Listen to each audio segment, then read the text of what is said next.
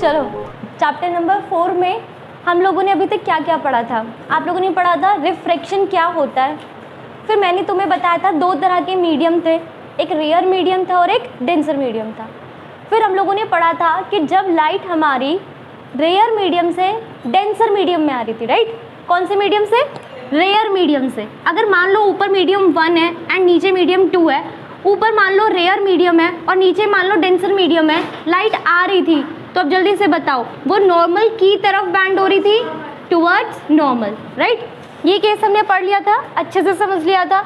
हमने ये भी देख लिया था कि इंसिडेंट एंगल इस केस में बड़ा था, किसके कंपेयर में, रिफ्लेक्टेड एंगल के, है ना। फिर अगर ऊपर मीडियम 1 है जो आपका डेंसर है, नीचे मीडियम 2 है जो रेयर है, एंड अभी हमारी जो लाइट है वो डेंसर मीडियम से रेयर मीडियम में आएगी, तो लाइट क्या करेगी, नॉर्मल से अवे हो जाएगी, राइट, नॉर्मल से अवे हो जाएगी। और इस केस में आपका इंसिडेंट एंगल छोटा था और रिफ्लेक्टेड एंगल बड़ा था। यहाँ तक हम लास्ट क्लास में पढ़ चुके थे एकदम अच्छे से। अब आज की क्लास शुरू करते हैं। अब इसके अलावा एक तीसरा केस भी है, ठीक है। मान लो ऊपर कोई भी मीडियम है, नीचे भी, मान लो ऊपर रेयर है, मान लो नीचे डेंसर है, ठीक है, या ऊपर डेंसर हो नीचे रेयर हो, उस चीज़ से इस केस में कोई फ़र्क नहीं पड़ता। उसका रीज़न बताती हूँ भी क्या होगा। मैं क्या कर रही हूँ, मैं लाइट को, जो मेरी रे है, मैं उसे सरफेस से 90 डिग्री के एंगल पे डाल रही हूँ। सरफेस से कितने डिग्री पे डाल रही हूँ, अब ये मेरा सरफेस है, क्या ये 90 डिग्री बनेगा, यानी सरफेस के नॉर्मल। तो ये मैंने अपनी लाइट डाल दी, कोई दिक्कत है क्या। जब मैंने यहाँ पे लाइट डाली तो नॉर्मल कहाँ बनेगा, नॉर्मल भी तो यहीं बनेगा ना, क्योंकि नॉर्मल कितने डिग्री पे बनता है, वो भी तो 90 डिग्री पे बनता है, समझ गए। यहीं पर मेरा क्या है, नॉर्मल भी है, सही है ना। तो अब बताओ इंसिडेंट एंगल कितना है, 0। ये इंसिडेंट रे है और इसी पे नॉर्मल है, तो इनके बीच का एंगल कितने डिग्री का हो गया, 0। तो इस केस में मेरा इंसिडेंट एंगल कितने डिग्री का है, 0 डिग्री का है। तो ध्यान से सुनना मेरी बात को। जब हमारी लाइट आपके सरफेस से नॉर्मली डलती है, ठीक है, हमारे सरफेस से कितने डिग्री का एंगल बनाती हो जाती है, 90 डिग्री का एंगल। दैट मीन्स कि इंसिडेंट एंगल कितना होगा, 0। अब बच्चे पता है क्या सोचते हैं, बच्चे सोचते हैं कि जब लाइट सरफेस से नॉर्मल बना रही है तो इंसिडेंट एंगल 90 होगा, बट ये तो गलत बात है ना। आपकी लाइट सरफेस से ही 90 डिग्री पे डल रही है और नॉर्मल भी तो 90 डिग्री होता है ना। तो ये मेरी इंसिडेंट रे, ये मेरा नॉर्मल, तो इंसिडेंट एंगल कितना होगा, 0। तो तुम लोग इस बात को कभी कंफ्यूज मत करना। अगर हमारी लाइट सरफेस से नॉर्मली गिरती है ना तो इंसिडेंट एंगल 0 होता है, ठीक है। इंसिडेंट एंगल कितना होता है, 0। और इस केस में मेरी लाइट अपना पाथ चेंज नहीं करती है, इसीलिए ये इम्पॉर्टेंट है, ठीक है। जब आपकी लाइट आपके सरफेस से नॉर्मली डलती है तो मेरी लाइट बिना डाइवर्ट करे अपने पाथ को सीधी चली जाती है, समझ गए, कैसे चली गई, स्ट्रेट चली गई। क्लियर हो गया। तो यहाँ पे क्या रिफ्रैक्शन हो रहा है, नहीं, रिफ्रैक्शन क्या था, एक मीडियम से दूसरे मीडियम में जाते हुए अपने पाथ को चेंज करना। पर हमारी लाइट जब एक मीडियम से दूसरे मीडियम में जा रही है तो यहाँ पे पाथ तो चेंज हो ही नहीं रहा, जैसे गई वैसे ही चली गई, तो यहाँ पे रिफ्रैक्शन नहीं होता है, समझ गए। यहाँ पे रिफ्रैक्शन नहीं होता है, कब नहीं होता है, जब आपका इंसिडेंट एंगल 0 हो। और इसमें हमें ये ध्यान रखने की ज़रूरत नहीं है ये डेंसर हो जाए, ठीक है, ये वाला डेंसर हो जाए, ये वाला रेयर हो जाए, या ये रेयर हो जाए या ये डेंसर हो जाए, उससे कोई फ़र्क नहीं पड़ेगा। अगर लाइट 90 डिग्री पे डली है तो वो सीधी पास हो जाएगी। यहाँ तक समझ आ गया, कोई दिक्कत है क्या। तो अब हम लोगों ने ये 3 केस पढ़ लिए हैं रिफ्रैक्शन के। एक बार जब लाइट रेयर से डेंसर में जाए, एक बार लाइट जब डेंसर टू रेयर जाए, और एक बार लाइट जब सरफेस से 90 डिग्री का एंगल बनाते हुए जाए, ठीक है ना। अब पढ़ते हैं आगे। अब हमें ये पढ़ना है कि रिफ्रैक्शन होता क्यों है, ठीक है ना। अब आपको जो डिस्कस करना है that is cause of refraction, ठीक है, कॉज ऑफ रिफ्रैक्शन। आखिरकार रिफ्रैक्शन क्यों होता है, पहले बताओ रिफ्रैक्शन था क्या। जब लाइट एक मीडियम से दूसरे मीडियम में जाती है तो उसका जो पाथ चेंज होता है उसे आपने रिफ्रैक्शन कहा था, यही कहा था ना। और मीडियम कैसे थे, ट्रांसपेरेंट थे, राइट। ट्रांसपेरेंट मीडियम में जब लाइट एक मीडियम से दूसरे मीडियम में जा रही थी, अपना पाथ चेंज कर लेती थी, तो आपने कहा ये रिफ्रैक्शन है। अब ज़रा ध्यान से देखना, मान लो कि ऊपर ग्लास है और मान लो कि नीचे एयर है, सही है। कौन सा मीडियम है? डेंसर। ये कौन सा मीडियम हो गया? रेयर। लाइट आ रही है, ठीक है, लाइट आ रही है तो वो नॉर्मल की तरफ हो जाएगी, नॉर्मल से away, towards the normal, away the normal, away the normal. ऐसे ही तो होता है। क्यों होता है? ये कौन सा मीडियम है? Glass. Denser medium, glass, solid. नीचे क्या है? एयर। सॉलिड से एयर में आते हुए लाइट की स्पीड बढ़ती है या घटती है? बढ़ती है।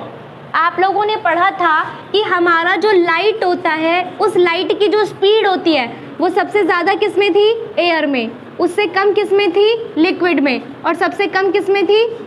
पढ़ा है ना आप लोगों ने ये बात, है ना।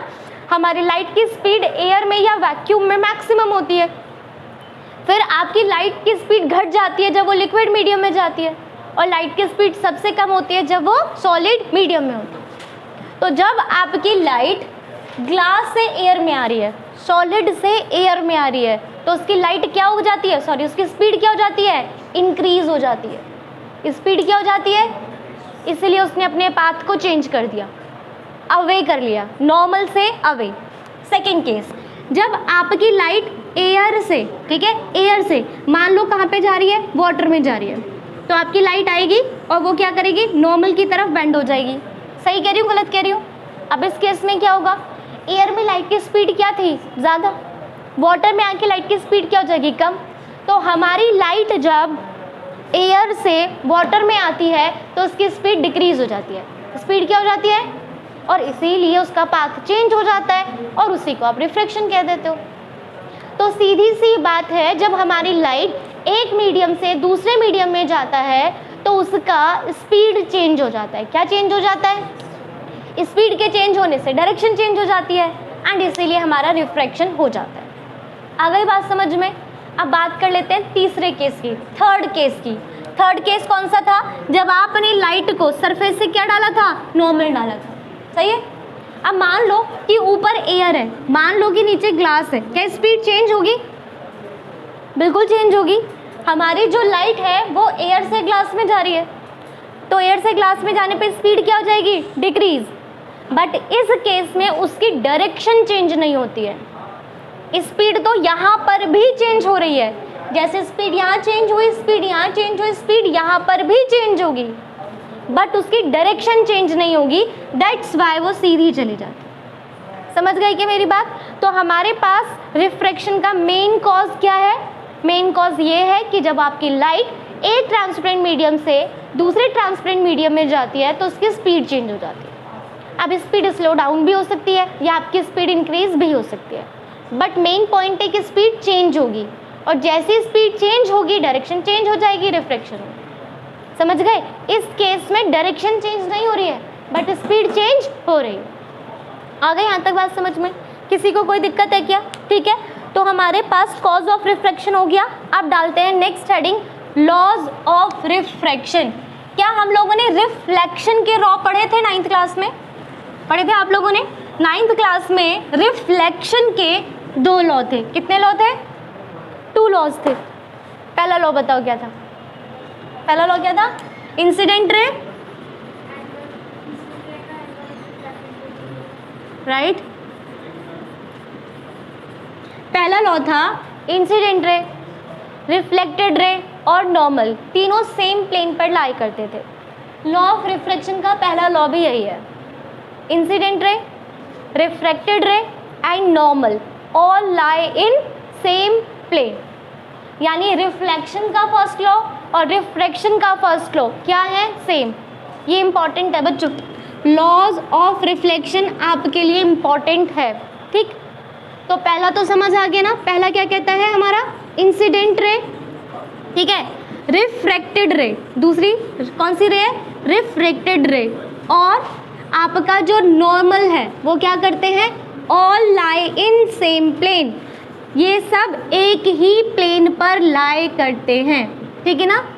सेकंड क्या कहता है? Second law. सेकंड लॉ यही तो है सबसे ज़्यादा इम्पॉर्टेंट।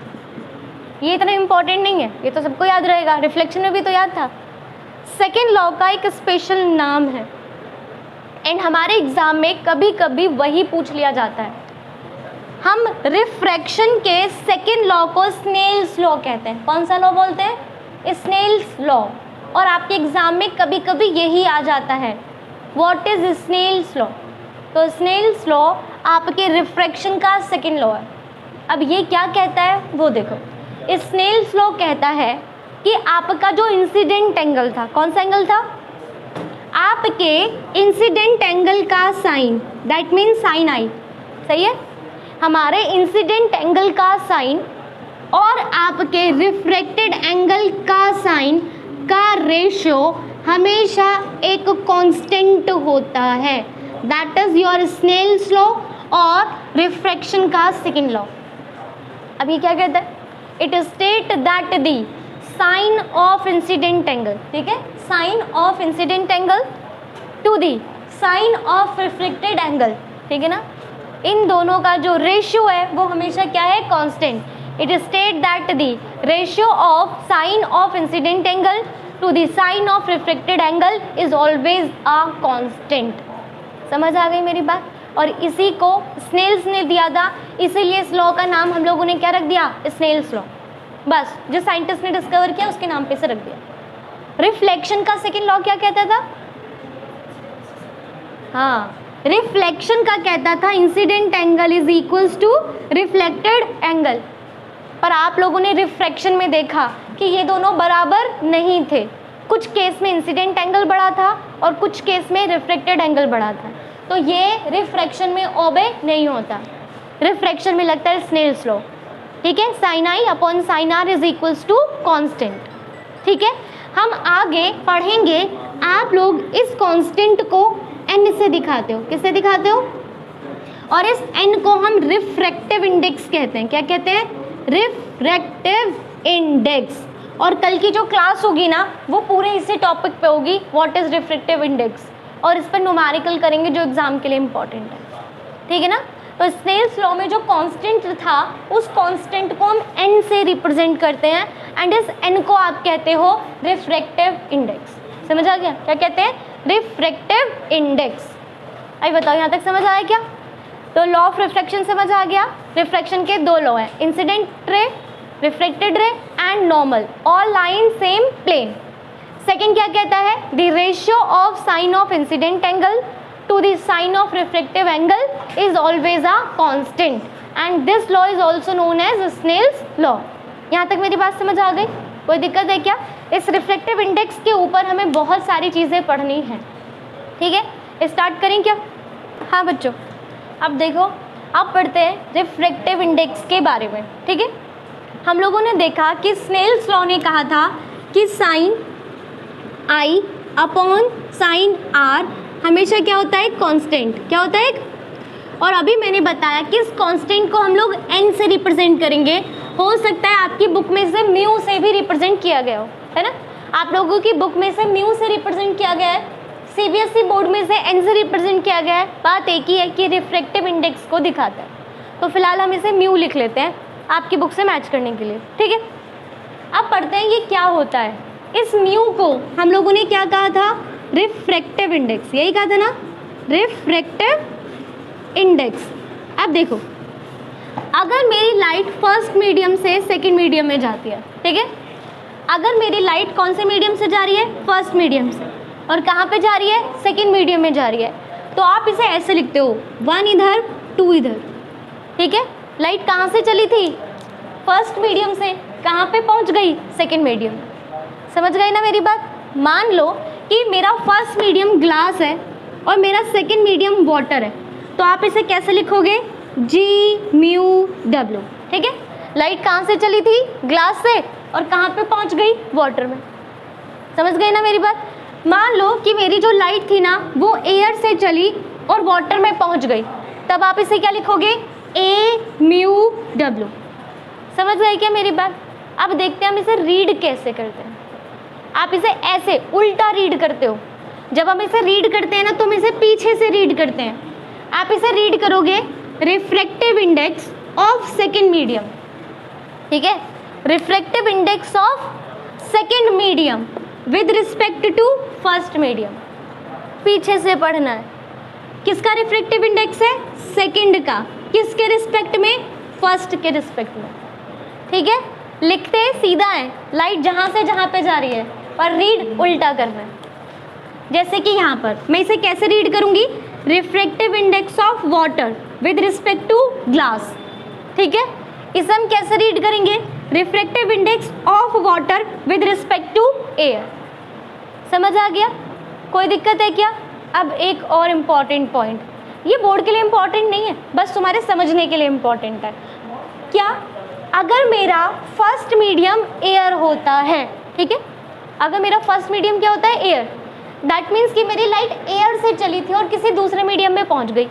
जैसे कि यहाँ पे हो रहा है, लाइट एयर से चली और कहाँ पर पहुँच गई? वाटर में। तो आप इसके रिफ्रैक्टिव इंडेक्स को ऐसे लिखोगे क्या? ऐसे लिखोगे ना। पर जब हमारा फर्स्ट मीडियम एयर होता है ना, तो उसे रिप्रेजेंट करने की ज़रूरत नहीं। ठीक है, अगर खाली म्यू डब्ल्यू लिखा है ना, तो ये समझ जाना कि फर्स्ट मीडियम क्या होगा? एयर। समझ गए? अगर पहला मीडियम मेंशन नहीं है तो वो कॉमन सेंस होता है कि वो मीडियम एयर होने वाला है। कौन सा होने वाला है? एयर। और फिर हम इसे रीड भी बस ऐसे करते हैं, रिफ्रैक्टिव इंडेक्स ऑफ वाटर। ठीक है, तब आप इसे क्या रीड करोगे? Refractive index of water. फिर विद रिस्पेक्ट टू एयर हम नहीं बोलते, क्योंकि अगर मैंने विद रिस्पेक्ट टू नहीं बोला तो वो कॉमन सेंस है कि वो एयर होने वाला है। ठीक है ना, तो आप इसे क्या बोलोगे? Refractive index of water. ठीक है, तो अगर मैंने कहीं पर लिख दिया है म्यू जी, तो इसका मतलब है मेरी लाइट एयर से ग्लास में जा रही होगी, और इसको मैं रीड करूंगी रिफ्रैक्टिव इंडेक्स ऑफ ग्लास। तुम दिमाग में अपने आप सेट कर लेना विद रिस्पेक्ट टू एयर। यहाँ तक समझ आ गया? अब अगर एग्जाम में डिफाइन करने के लिए आता है कि रिफ्रैक्टिव इंडेक्स को डिफाइन करो, तो रिफ्रैक्टिव इंडेक्स की दो तरीके से डेफिनेशन दी जाती है। रिफ्रैक्टिव इंडेक्स की एक डेफिनेशन स्नेल्स लॉ के बिहाफ पे दी जाती है और एक स्पीड के बिहाफ पे दी जाती है। तो हम आज रिफ्रैक्टिव इंडेक्स की डेफिनेशन रीड करेंगे स्नेल्स लॉ के बिहाफ पे। तो अब आप क्या बोलोगे? The refractive index of medium is defined as the ratio of sine of incidence angle to the sine of refractive angle. समझ आ गया? ये डेफिनेशन किसके बिहाफ पर है? स्नेल्स लॉ के बिहाफ पर। आगे आप लोग पढ़ोगे इसे रिफ्रैक्टिव इंडेक्स की डेफिनेशन, बट तब हम पढ़ेंगे स्पीड के बिहाफ पे। यहाँ तक समझ आ गया? नेक्स्ट टॉपिक स्टार्ट करें। नेक्स्ट टॉपिक है इम्पॉर्टेंट। ठीक है, ये जो अभी मैंने रिफ्रैक्टिव इंडेक्स पढ़ाया है ना, ये तुम्हारे बोर्ड के लिए इम्पॉर्टेंट था ही नहीं, मैंने बोला था अभी, बट ये तुम्हें समझने के लिए ज़रूरी है, क्योंकि अगर तुम इसे नहीं समझ पाओगे ना तो न्यूमेरिकल में दिक्कत आएगी।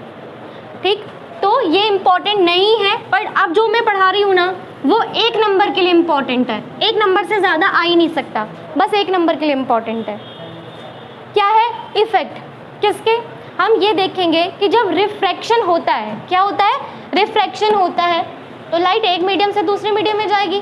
तो आप देखोगे जब लाइट एक मीडियम से दूसरे मीडियम में जाती है तो स्पीड पे क्या चेंज होता है, फ्रिक्वेंसी में क्या चेंजेस होते हैं, एंड वेवलेंथ में क्या चेंजेस होता है। ठीक है, अच्छा एक पॉइंट तो मेरा रह ही गया। क्या तुम लोग मुझे इसकी यूनिट बता सकते हो? रिफ्रैक्टिव इंडेक्स की यूनिट बता सकते हो? जल्दी बताओ, रिफ्रैक्टिव इंडेक्स की यूनिट। ऊपर क्या है? साइन आई, नीचे भी क्या है? Sine r. एंगल का साइन, एंगल का साइन, तो इसकी कोई यूनिट होगी क्या? No unit. समझ गए ना? रिफ्रैक्टिव इंडेक्स की कोई यूनिट नहीं होती, नो यूनिट, कोई यूनिट नहीं है। ऊपर भी एंगल का साइन, नीचे भी एंगल का साइन, तो यूनिट कैसे होगी? समझ गए? अब हम क्या पढ़ने वाले हैं? अब हम पढ़ने वाले हैं effect on speed, frequency and wavelength due to refraction. तो सबसे पहले इफेक्ट पढ़ लेते हैं स्पीड पर, जो आप लोग मुझे बताओगे। इफेक्ट ऑन स्पीड बताओ ज़रा। मेरी लाइट डेंसर मीडियम से रेयर मीडियम में जा रही है, तो स्पीड पे क्या इफेक्ट होगा? स्पीड इंक्रीज हो जाएगी, राइट? हम लोगों ने पढ़ा है रेयर मीडियम वो होता है जहाँ पे लाइट की स्पीड ज़्यादा होती है, डेंसर मीडियम वो होता है जब लाइट की स्पीड कम होती है। तो जब आपकी लाइट डेंसर मीडियम से रेयर मीडियम में जाएगी तो स्पीड इंक्रीज हो जाएगी। ठीक है, तो यहाँ पर आपकी स्पीड इंक्रीज हो गई। अब अगर मेरी लाइट रेयर मीडियम से डेंसर मीडियम में जाती है तो क्या होगा? स्पीड इंक्रीज होगी या डिक्रीज? डिक्रीज हो जाएगी, सही है ना। स्पीड क्या हो जाएगी, डिक्रीज। हम लोगों ने इस पॉइंट को अच्छे से पढ़ा था फर्स्ट क्लास में, ठीक है ना, जब हम लोगों ने रेयर मीडियम और डेंसर मीडियम के बारे में समझा था। डेंसर मीडियम में लाइट की स्पीड कम होती है, रेयर मीडियम में लाइट की स्पीड ज़्यादा होती है, तो ज़्यादा से कम हो गई तो स्पीड क्या हो गई, डिक्रीज, ठीक है। सेकंड, जो सबसे ज़्यादा इम्पॉर्टेंट है इन तीनों में, इफेक्ट ऑफ फ्रीक्वेंसी। और इफेक्ट ऑफ फ्रीक्वेंसी बहुत पूछा जाता है, स्पीड नहीं पूछते, फ्रीक्वेंसी पूछते हैं। अब ध्यान से सुनना, आपके लाइट की फ्रीक्वेंसी क्या होगी ये सिर्फ सोर्स डिसाइड करता है, सोर्स जिससे लाइट निकल रही है। जैसे इस कमरे में जो लाइट है उसकी फ्रीक्वेंसी ट्यूबलाइट डिसाइड कर रहा है, क्योंकि ट्यूबलाइट क्या है, सोर्स है। समझ गए मेरी बात। हर लाइट की अपनी अलग अलग फ्रीक्वेंसी होती है, एक्सरे की अलग होती है, गामा रेज की फ्रीक्वेंसी अलग होती है, समझ गए ना। तो आपकी लाइट की जो फ्रीक्वेंसी होती है ना, वो उसके सोर्स पे डिपेंड करती है। किस पे डिपेंड करती है, और फ्रीक्वेंसी आप कभी चेंज नहीं कर सकते, समझ गए। हम लाइट की फ्रीक्वेंसी को कभी भी चेंज नहीं कर सकते, ये सिर्फ और सिर्फ सोर्स पे डिपेंड करता है। तो आपकी लाइट का जब रिफ्रैक्शन होगा, क्या होगा, तो या तो वो डेंसर टू रेयर आएगी या फिर वो रेयर टू डेंसर आएगी। इन दोनों केस में फ्रीक्वेंसी पे कोई भी फर्क नहीं पड़ेगा, समझ गए। तो जब लाइट एक मीडियम से दूसरे मीडियम में जाती है तो स्पीड चेंज होती है, पर फ्रीक्वेंसी कभी भी चेंज नहीं होती। It only depends on source, समझ गए। तो आपकी जो फ्रीक्वेंसी है उसमें कोई भी चेंज नहीं होगा, इस बात को अच्छे से समझ लेना, ठीक है। अब तीसरा, अब हम पढ़ेंगे इफेक्ट ऑन वेवलेंथ, ठीक है। क्या पढ़ेंगे अब, इफेक्ट ऑन वेवलेंथ। स्पीड का वेवलेंथ क्या होती है पहले ये बताओ, फिर देखते हैं वेवलेंथ पे क्या फ़र्क पड़ेगा। जल्दी बताओ, वेवलेंथ क्या होती है, 9th क्लास में पढ़ा है ना, वेवलेंथ क्या होती है। ये एक वेव है, सही गलत है, ये एक वेव है, एम्पलीट्यूड थोड़ी। यहाँ से यहाँ तक के बीच के डिस्टेंस को, या फिर यहाँ से यहाँ तक के बीच के डिस्टेंस को हम लोगों ने क्या बोला था, वेवलेंथ, ठीक है ना। ये क्रेस्ट है, ये क्या है, ट्रफ। तो दो पास वाले क्रेस्ट के बीच के डिस्टेंस को या दो पास वाले ट्रफ के बीच के डिस्टेंस को हम लोग वेवलेंथ बोलते हैं। तो वेवलेंथ क्या है, डिस्टेंस। वेवलेंथ क्या है, डिस्टेंस। आप ये भी कह सकते हो कि एक वेव यहाँ से यहाँ तक का डिस्टेंस क्या कहलाता है, वेवलेंथ। एक वेव ने कंप्लीट होने में जितना डिस्टेंस ट्रेवल किया दैट इज वेवलेंथ, सही है। अब देखो ज़रा, स्पीड का फॉर्मूला बताओगे, speed is equals to distance upon, चलो लाइट की स्पीड कितनी होती है, मान लो v है, डिस्टेंस क्या है, लैम्डा। लैम्डा क्या है, एक वेव को कंप्लीट होने में जितना डिस्टेंस लगा, जितना डिस्टेंस है, सही है। एक वेव पूरी, सही है। तो एक वेव को कंप्लीट होने में जो टाइम लगता है उसे टाइम पीरियड कहते हैं, क्या याद है 9th में। एक वेव को कंप्लीट होने में जितना टाइम लगता है उसे हम क्या कहते थे, टाइम पीरियड। तो जब डिस्टेंस एक वेव का लिया है तो टाइम भी तो एक वेव का लेंगे, जिसे आप क्या कहते हो, टाइम पीरियड, सही है ना, जिसे हम क्या कहते हैं, टाइम पीरियड। अब आप लोगों ने 9th क्लास में पढ़ा था कि हमारी जो फ्रीक्वेंसी होती है वो 1 टाइम पीरियड होती है, ठीक है ना। तो क्या ये ऐसे ही नहीं है, लैम्डा इंटू 1/t, सही है गलत है। तो क्या मैं ऐसे लिख सकती हूँ, speed is equals to lambda into frequency, सही है गलत है। तो यहाँ से लैम्डा का फॉर्मूला कितना आ गया, v/फ्रीक्वेंसी। अब करते हैं लैम्डा पे बात। ये आपके सिलेबस में नहीं है, बट ये मैंने तुम्हें समझाया है। आपके सिलेबस में ये डायरेक्ट फॉर्मूला है, ठीक है, तुम्हारे सिलेबस में ये डायरेक्ट फॉर्मूला है। बट अगर आप एग्जाम में फॉर्मूले में कंफ्यूज हो जाओ तो आप इस तरीके से निकाल सकते हो, speed equals to distance upon time. Speed v होता है, डिस्टेंस एक वेव का टाइम है, सॉरी एक वेव का डिस्टेंस है जो लैम्डा है, उसे कंप्लीट होने में जो टाइम लगता है टाइम पीरियड है। आपने 9th में पढ़ा है 1 टाइम पीरियड इज फ्रीक्वेंसी, तो लैम्डा का फॉर्मूला आ गया v/f, सही है। अब ज़रा देखो इस फॉर्मूले में, देखो आपको किस पे बात करनी है। अब हम यही तो पढ़ने जा रहे हैं, इफेक्ट ऑन वेवलेंथ। सही है ना। इफेक्ट ऑन स्पीड हमने पढ़ लिया, इफेक्ट ऑन फ्रिक्वेंसी हमने पढ़ लिया। अब हमें क्या पढ़ना है, effect on wavelength. Frequency change हो रही थी क्या, तो फ्रिक्वेंसी को हटाओ, तो इसका मतलब है लैम्डा किस पे डिपेंड करता है, वेलोसिटी पे। यानी जब वेलोसिटी बढ़ेगी तो वेवलेंथ भी बढ़ेगी, डायरेक्ट रिलेशन है, डायरेक्टली प्रोपोर्शनल है। Wavelength is directly proportional to speed. अगर स्पीड बढ़ेगी तो वेवलेंथ भी बढ़ेगी, अगर स्पीड घटेगी तो वेवलेंथ भी घटेगी। अब देखो ज़रा, मेरी लाइट रेयर मीडियम से डेंसर मीडियम में जा रही है, स्पीड बढ़ेगी या घटेगी, तो वेवलेंथ भी, समझ गए ना मेरी बात।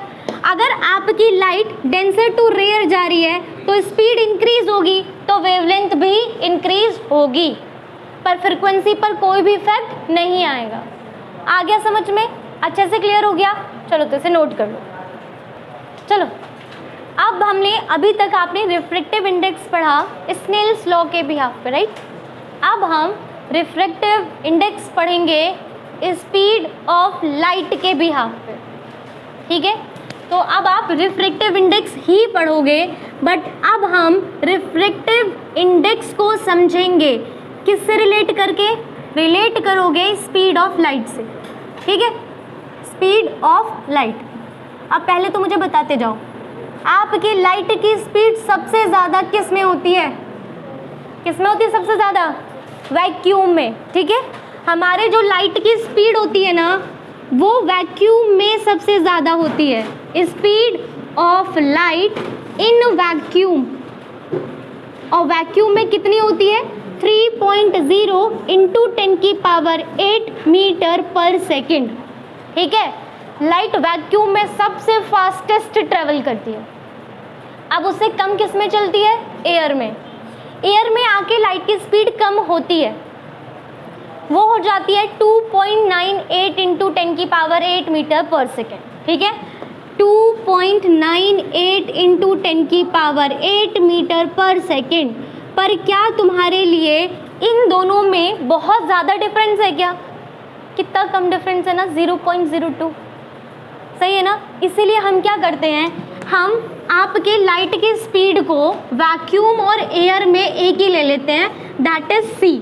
याद रखना, जहाँ भी सी आ जाएगा इसका मतलब है आप स्पीड ऑफ लाइट की बात करो इन वैक्यूम या एयर, जो हमारे लिए लगभग बराबर है, ठीक है। तो जहाँ पर भी सी दिखेगा 3.0 इंटू 10⁸ मीटर पर सेकेंड। समझ गए क्या मेरी बात को। अब देखो, अब अगर मेरी लाइट लिक्विड में आ गई तो स्पीड घटेगी या बढ़ेगी, डिक्रीज हो गई। सॉलिड में आ गई तो और डिक्रीज हो गई। इसका मतलब है जब लाइट एक मीडियम से दूसरे मीडियम में जा रहा है तो स्पीड घटती जा रही है, अगर वो डेंसर मीडियम में जा रहा है। तो हम लोगों ने इसी के बिहाफ पे रिफ्रैक्टिव इंडेक्स ले लिया। अब एक बात सुनना, मेरी लाइट एक मीडियम से दूसरे मीडियम में जाती है और मान लो कि पहला मीडियम एयर हो जाता है। क्या हो जाता है, पहला मीडियम एयर, और दूसरा मीडियम कुछ भी हो, चाहे वो ग्लास है चाहे वो वाटर है, उससे मुझे कोई मतलब नहीं है, पर पहला मीडियम क्या होना चाहिए, एयर। तो मैंने आपको बताया था, आप रिफ्रैक्टिव इंडेक्स ऐसे लिखोगे ना, अगर ये ग्लास है तो, सही बोल रही हूँ गलत, सही है ना। मैंने कहा था ए लिखने की ज़रूरत, तब आप इसे क्या बोलते थे, रिफ्रैक्टिव इंडेक्स ऑफ ग्लास। तो अब ध्यान से सुनना, जब हमारा फर्स्ट मीडियम एयर होता है, क्या होता है, फर्स्ट मीडियम एयर होता है, तब हम इसके रिफ्रैक्टिव इंडेक्स को एब्सोल्यूट रिफ्रैक्टिव इंडेक्स बोलते हैं। एब्सोल्यूट रिफ्रैक्टिव इंडेक्स, समझ गए मेरी बात, ठीक है। जब आपका फर्स्ट मीडियम एयर होगा, दूसरा मीडियम कुछ भी हो, तब आप उसके रिफ्रैक्टिव इंडेक्स को लिखेंगे ए म्यू जी, ए रिप्रेजेंट करने की ज़रूरत है नहीं, तब हम इस रिफ्रैक्टिव इंडेक्स को एब्सोल्यूट रिफ्रैक्टिव इंडेक्स बोलते हैं। और इस केस में क्लियरली एक बात है कि फर्स्ट मीडियम एयर, समझ गए ना। जहाँ ऐसा दिख जाए ना mu G mu W, clearly है कि फर्स्ट मीडियम क्या होगा, एयर, और तब मैं इस रिफ्रैक्टिव इंडेक्स को एब्सोल्यूट रिफ्रैक्टिव इंडेक्स बोलती हूँ। समझ गए मेरी बात, कोई दिक्कत है क्या। अब आ जाओ आगे। अगर मेरी लाइट एक मीडियम से दूसरे मीडियम में जाती है, ठीक है, और इसमें फर्स्ट मीडियम एयर नहीं है, इसमें फर्स्ट मीडियम कुछ भी हो, लाइक वाटर है, ये ग्लास है, तो आप इसे ऐसे ही तो लिखोगे WμG, ऐसे ही तो लिखोगे, सही है ना, इसमें फर्स्ट मीडियम एयर नहीं है। तब इस रिफ्रैक्टिव इंडेक्स को हम रिलेटिव रिफ्रैक्टिव इंडेक्स बोलते हैं। क्या बोलते हैं? Relative refractive index. समझ आ गया? तो रिफ्लेक्टिव इंडेक्स दो तरह के हैं, एक एब्सोल्यूट रिफ्रैक्टिव इंडेक्स, एक रिलेटिव रिफ्रैक्टिव इंडेक्स। नहीं आई क्या मेरी बात समझ में? क्लियर हो गया क्या? अब सुनो, हमारे पास रिफ्रैक्टिव इंडेक्स का फॉर्मूला क्या होता है? स्पीड के भी हाफ पे ये होता है, ध्यान से देखना एक बार, मैं कहाँ पे लिखूँ, एक मिनट।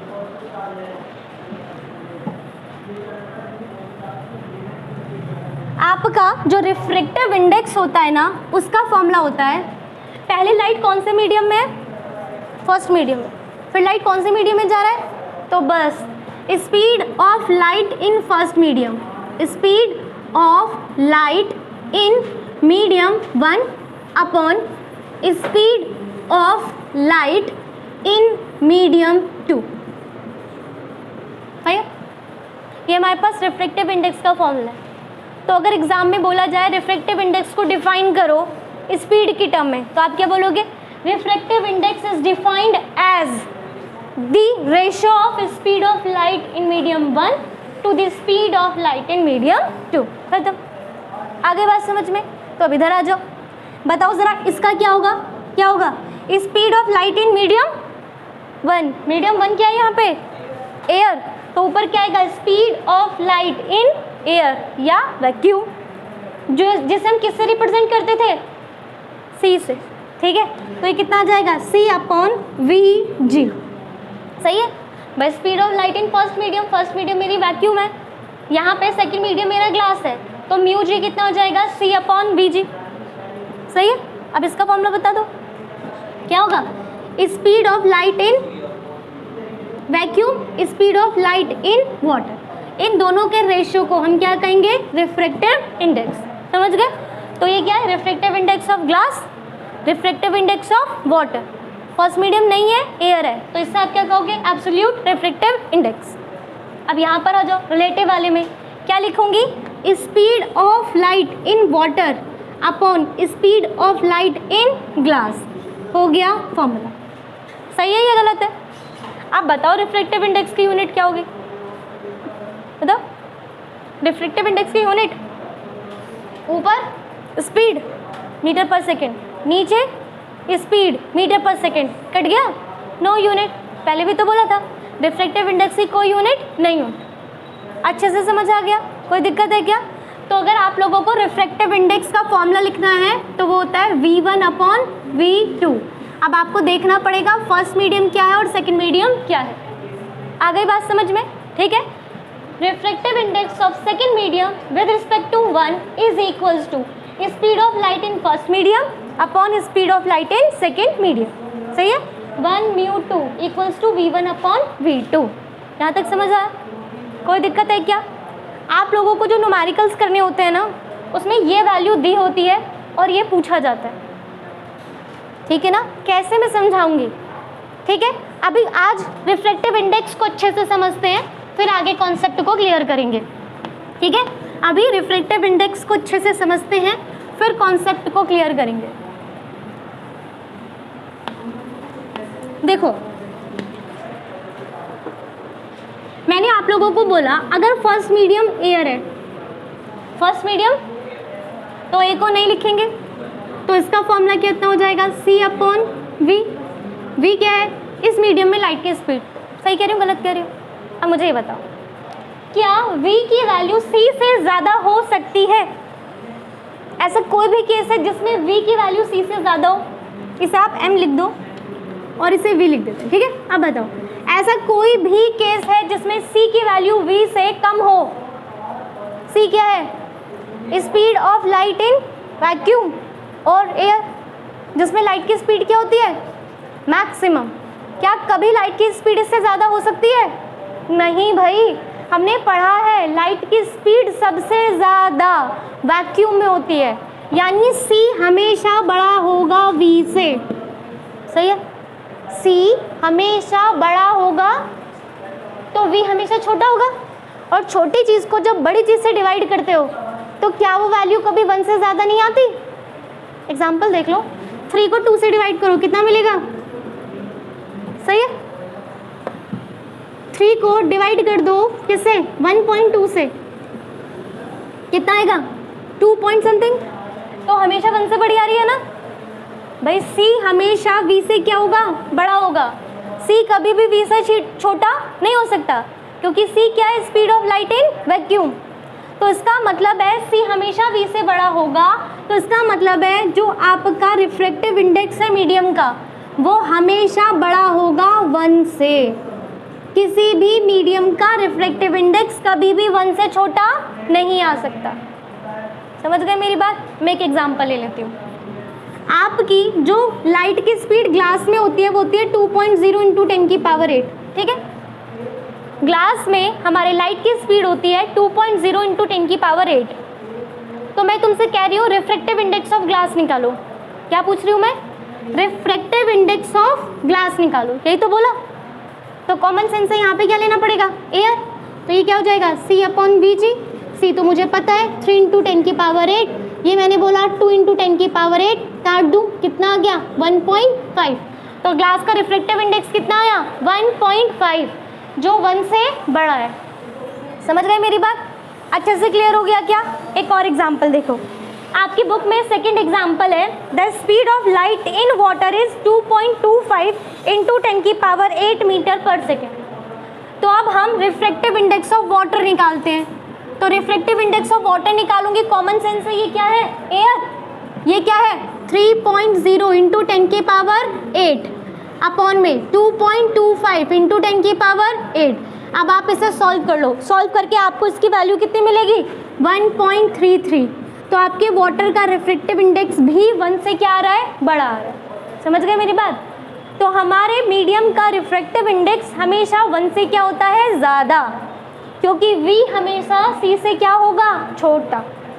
तो यहाँ तक कॉन्सेप्ट क्लियर हो गया? कोई डाउट है क्या? अब आगे कल कंटिन्यू करें, ठीक है?